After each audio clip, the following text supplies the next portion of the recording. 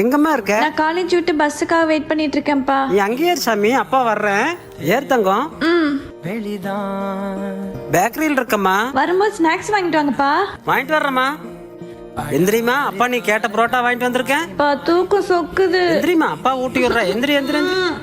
உங்க பொண்ணுக்கு ரொம்ப தான் செல்லம் கொடுக்குறீங்க. நாம செல்லம் கொடுக்காம வேற யாரு கொடுப்பாங்க? வரப்போறவனால இப்படி இருப்பானா என்ன? நீ ஆக்காட்டுமா.